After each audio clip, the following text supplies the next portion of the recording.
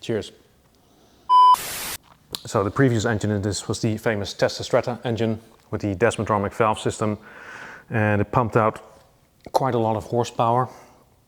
I think 150, 160, I'll put the exact number on the screen. But when this bike was introduced, there was a bit of outrage, a bit of controversy about the fact that this bike is supposedly, or it is actually, it is down on power. This one has just 120 horsepower.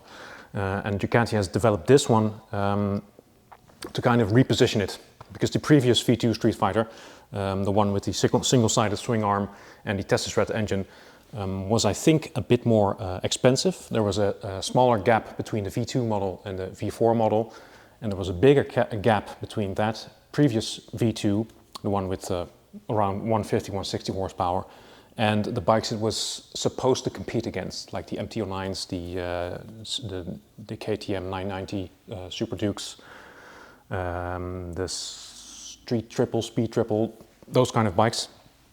The difference was too big, and the difference between their V2 and V4 was too small, where people felt that for a relatively modest price increase, I can actually get the V4. So there was room in Ducati's lineup to make some adjustments there, and with this one they did, and I think they did in a very sensible manner. Because for the road you do not need 200 horsepower, as you know. If you've watched the previous video, you know how I feel about 200 horsepower. Yeah, it's great on track, on road. I don't know, perhaps it's a bit too much. We have these signs here in the Netherlands, and they say either 30 or 50 or 100. And in terms of kilometers per hour, which is what those signs indicate, a maximum, even in this modestly powered V2, those maximum speeds approach rapidly, very rapidly. Like 50 kilometers an hour, it can do this with 2 fingers up its nose while sleeping. It almost does that at tick over. It's nothing to this bike.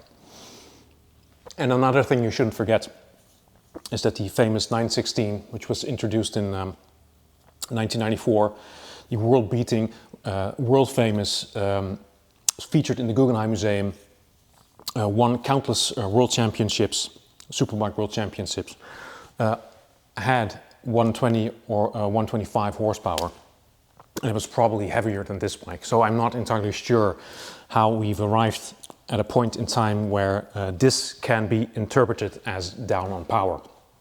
I can assure you, when you're blasting up through the gears on this thing with the throttle wide open, it doesn't feel like that.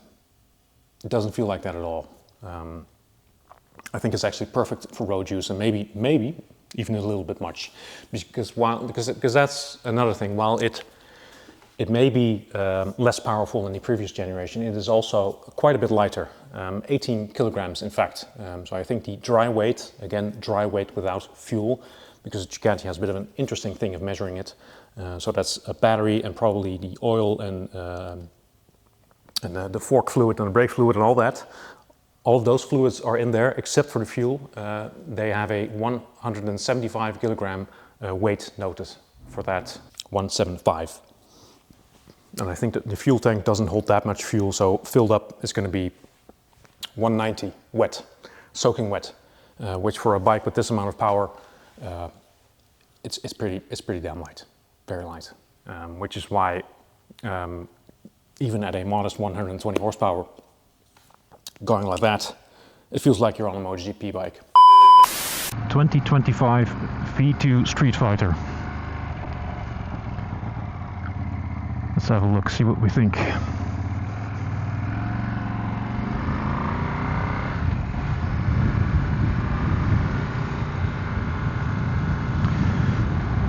When I picked this thing up this morning at Startwind, the weather was pretty terrible. It was misty, it was cold. I think it was no warmer than 10 or 12 degrees, which for early September is unseasonably cold, I would say.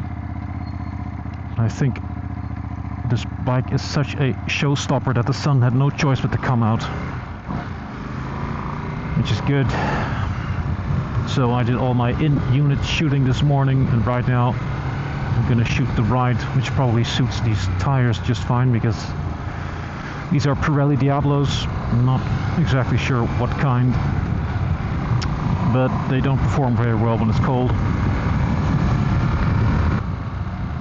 Yeah, summer is gone. It is September, which always bumps me out a bit.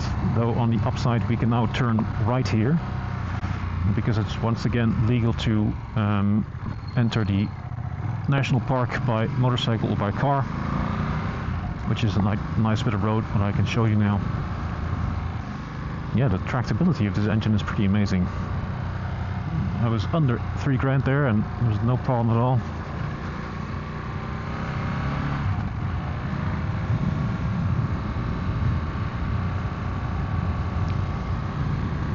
Yeah, so the positioning of this bike, it is of course a middleweight, like the MT-09, like the KTM 990 Duke, like the Street Triple Triumph. So it's a crowded market, and previously the last version of the V2 was just a lot more powerful than the competitors in the middleweight area, or the segment of the market. I think MCN described it as shooting fish in a barrel for the V2 Streetfighter, the previous one. So there was a bit of room for Ducati to adjust the positioning, which they did by reducing the power the engine produced, reducing the weight, and I think reducing the price as well, to bring that a bit closer in line to the other ones. But still, the Ducati is of course considerably more expensive than its rivals. What do you get for that money? Well, you get the top spec, top shelf components. This V2S has, for instance, the Loenen suspension. I think it is an NX30 front fork. Loenen's rear shock, fully adjustable of course. It has M50 Brembo brake calipers that stop on a dime. Truly incredible performance.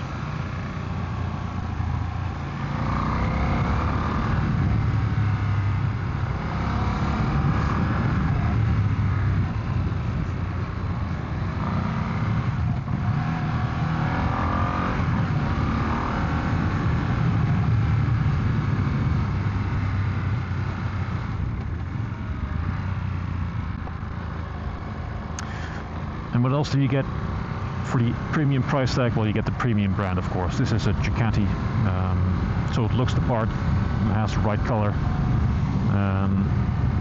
and it has excellent build quality. Some people have remarked on the build quality of this family of V2 and V4 being a bit down on the previous years. For instance, one of the comments on my Multistrada video was that the switches were no longer backlit on the V2 version, whereas previously they were on the 950 Multistrada. Though personally, I have to say, it doesn't necessarily have to be cost cutting, of course. Like if they saved some money there in order to get better suspension components or better materials elsewhere on the bike, I think that's a fair trade-off. I'd much rather have that than backlit switches. And having inspected this bike up close, there's nothing to me that indicates cost cutting. It feels solid. The components are high end. So yeah, it's expensive. It is more expensive than the other middleweights, but it is pretty apparent where the money goes. So yeah, the third thing you should know about this bike is that it is of course a race bike without the fairings.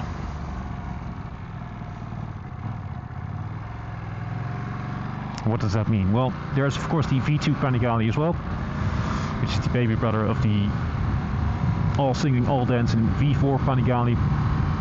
But this is essentially the same as the Panigale version. The only thing it doesn't have the fairings, so it has the naked look. The rake of the front fork is slightly more relaxed. The rear swing arm is slightly longer to give it a bit more stability, as opposed to the sharper handling of the Panigale version. But essentially this is a race bike without fairing. That is different from the other middleweight competitors like the MT-Line, the Street Triple. Those were designed as naked bikes. They were born as naked bikes, and with this, I think the racing genes, the racing origins of this motorcycle are a bit more apparent.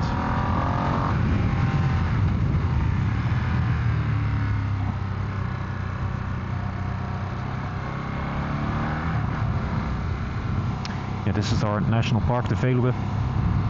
During summer, this road is closed for motorized traffic.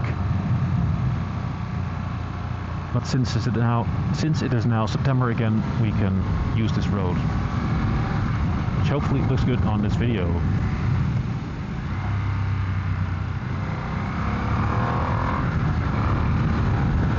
I keep forgetting to use the quick shifter.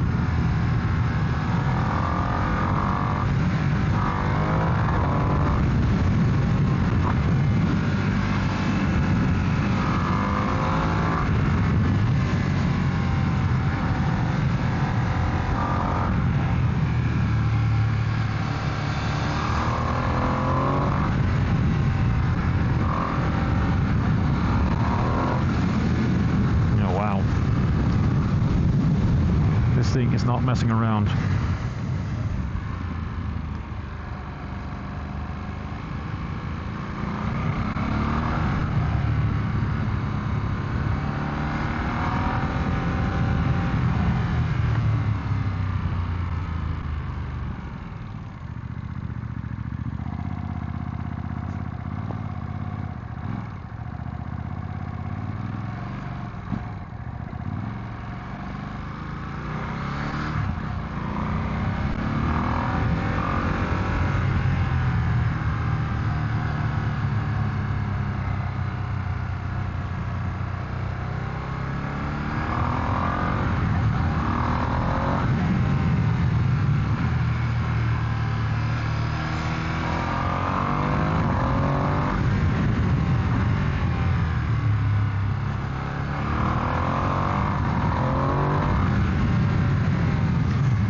Both the initial bite and the progressive nature of these brakes are incredible.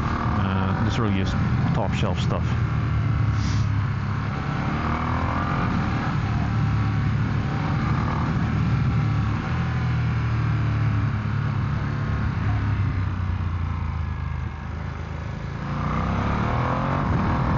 And already this bike is feeling a lot better than this morning.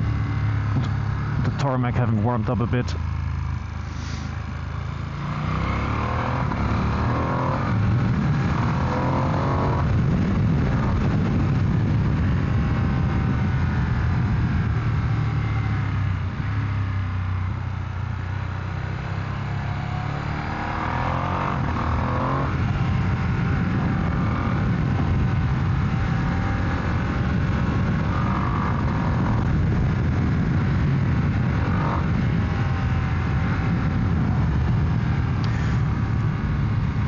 Also, pretty quickly I switched over from touring mode to sports mode this morning. I think it's just better suited for this bike because when you blip the throttle on the touring mode, it's a bit soft.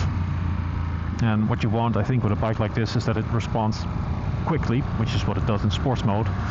And I also have to compliment Ducati for the, I think, how sorted the fueling is, because traditionally, with the ride-by-wire throttles and the modern fuel injection, the on-off feeling was always terrible.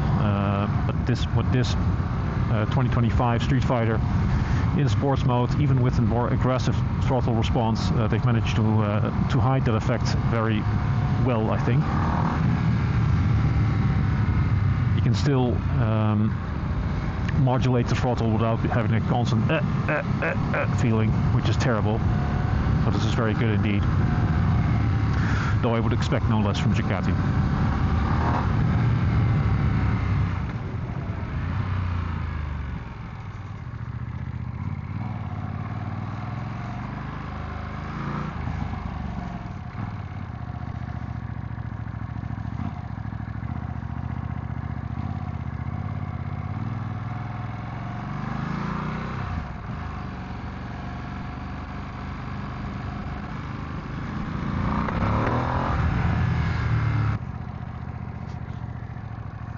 I'll be right back.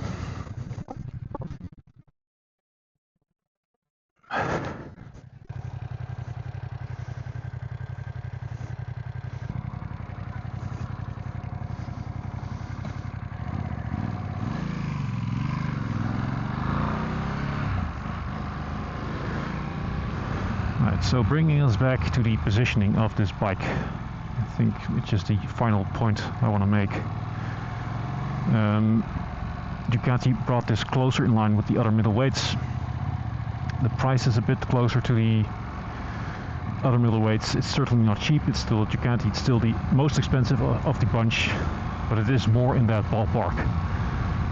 But what separates this from the other ones? Well, I think because this was first and foremost a race bike. It is a Panigale with the fairing taking off, some tweaks to make it a bit more road focused, but I think the track specific origins of this bike are still showing. So what that means is that this is a lot of bike for the road. Of course these roads here are very tight and not well suited for spirited riding, because there's cyclists everywhere, cars oncoming, speed limits to keep in mind. Fiat 500s, they're going to hold you up.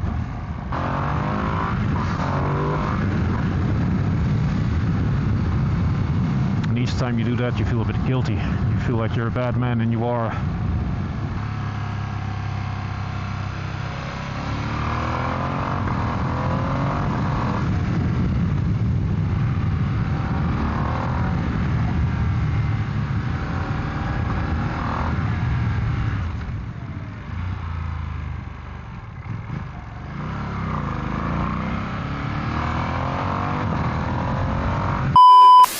So yeah, comparing this to the other middleweights, its competitors, the MT-09, the Street Triple, the KTM Super Duke. Yes, it is more expensive, but look at it. Just look at it. And look at the components they used. Öhlins shock, Öhlins front fork, M50 Brembo brake calipers, 320mm discs, I think. A sub 60 kilogram power plant that pumps out 120 horsepower, and it still has that characteristic Ducati V-twin feel and sound, despite the lack of desmodromic valves. For the Multistrada, I think the stock exhaust setup was perfect. For this one, having heard a gentleman last week that had also had a Streetfighter V2 with a Termioni exhaust setup, for this one I think I would recommend getting the Termis, even though you risk annoying some people with a louder exhaust, but I think this one could do with it. Like the stock exhaust certainly isn't bad, but the Termioni sound on this bike was beautiful, beautiful. And I think when you race or roar or blast down a country road, the sound might actually be good enough that you even might convince some non-motorcyclists of the beauty of a Ducati V-twin, which is what you buy into when you buy this motorcycle. Now, something else. This is like a race bike without the fairing. This is not a Panigale, but it's essentially a Panigale with a handlebar, slightly more upright seating position, and no fairings. But the engine is the same. It has the same high-end suspension components. The rear swing arm is a bit shorter. The rake on the fork is a bit less steep, so it's a bit more pointing off in the distance. All this gives it a bit more stability. It's a bit less nervous probably than the Panigale, but still at heart it feels like a race bike. So if that's what you want, you should probably get this instead of one of its competitors. Though be warned, might be a bit too much for Dutch roads. Still, it is awesome. This morning I wasn't convinced just yet. might be due to my own skill level. I have never been on a track, and this being still having a bit of a track focus, maybe I'm not talented enough to handle this. Maybe this suspension wasn't set up correctly. These are Pirelli Diablo Rossos. Personally, I have never been that big of a fan of Pirelli tires. I think they need more heat in them than Dutch circumstances and Dutch roads can provide, or my skill can provide. So I've always been a bit more at home on Michelin or Bridgestone. Though I have to say, on the Multistrada last week, the Scorpions that were Pirelli Scorpions that were on that bike gave me a lot of confidence from the get-go. So perhaps it's because these Rossos specifically need a bit more heat in them. And this morning, the circumstances were cold and dreary and slightly damp, which makes me a bit nervous when I'm on a 20,000 or 22,000 euro motorcycle that is not mine. But this afternoon went a lot better. I know the bike a bit better. I trust it a bit more. Tires had a bit more heat in them, I think. And yeah, this thing handles. This thing wants the corner. Though you do feel, as other reviewers have suggested, that the more speed you pile on, the more this thing starts coming into its own. That's what it likes, I think. And that is what the position of your foot suggests. That is what the way it looks suggests. That is what the way it sounds suggests. This thing wants to be pushed. So push it, you shall.